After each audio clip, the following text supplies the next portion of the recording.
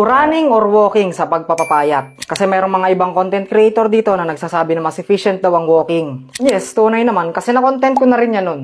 Mas prioritize ang katawan mo tunawin ang fats kapag walking. Sa walking, yung fats na yan ang na-utilize ng katawan ng tao bago ang carbs. Pero kapag running naman is ganito. Mas inuuna ng katawan mo ang carbohydrates or ang glycogen mo bago ang fats. Pero ito ang hindi sinasabi sa inyo ng iba is pareho lang yun ang magiging resulta. Pareho yung mawawala. Yung fats mo at yung glycogen mo, pabawas siya ng pabawas. Kahit alin dyan ang piliin mo. Kung alin man sa'yo dyan ang mas efficient. Kasi personal preference yan. Kahit running ang ginawa mo at nabawasan ka ng glycogen, pag wala ka ng ginagawa, maya-maya yung fats mo na magagalaw. Kuha. Nag-e-exist din yung kabaligtaran. Kapag walking naman ang ginawa mo ngayon, at nagpahinga ka na, maya-maya tapos ka na mag-exercise, susunod namang galawin ng katawan mo is yung glycogen mo. Pareho yung babagsak dahil nasa calorie deficit ka at nag-exercise ka, nagbe-burn ka ng calorie. Kung gusto mong running, walang masama doon. Magpasok ka ng sports, walang masama doon. Kung may panahong tinatamad kang mag-high intensity na cardio at gusto mo lang maglakad-lakad, yun, pasok din yun.